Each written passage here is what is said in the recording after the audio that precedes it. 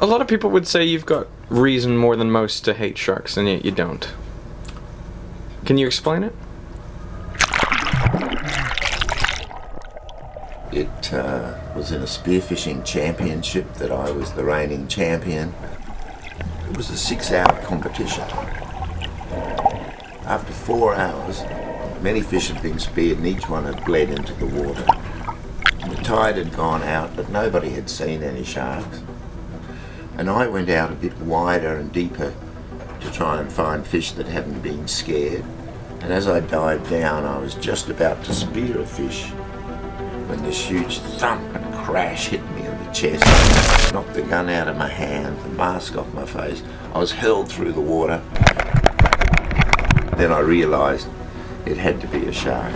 And I thought, what can I do to protect myself? So I gouged the shark's head with my fingers, trying to get its eyes. It seemed to let go, and as I fell away, I pushed at that shark to try and push it away, but my hand went right in his mouth, ripping. I ended up with only 1 tendon left and 94 stitches in my hand. But I grabbed the shark around the belly and still 30, 40 feet underwater, holding on. And then I realised I needed air because I was snorkeling and I was going to drown. I pushed up to the surface, and on the surface I yelled out, "Shark, shark," and I looked down and the shark was coming back to attack again.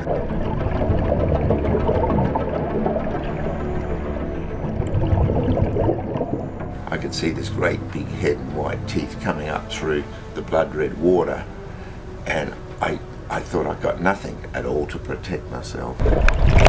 I kicked at the shark, but a miracle happened. The shark turned and swallowed the float that I had attached 2 or 3 fish to.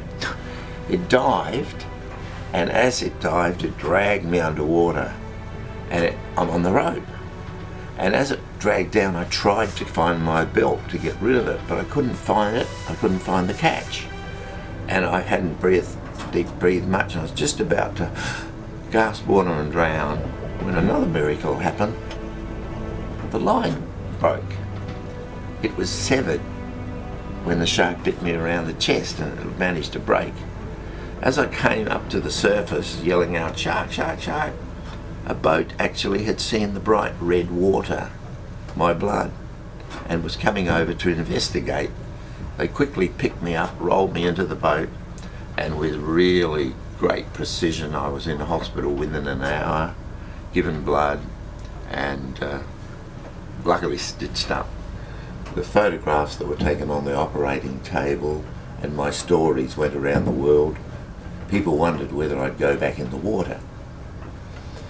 It was when I was at the Adelaide Zoo looking at the lion cages that I came up with the idea, I'll make a cage, I'll lower it over the side of the boat in an area where these great big great white sharks habit, and I'll have a look for myself to see if I want to go diving again, because I love diving, but I was really scared.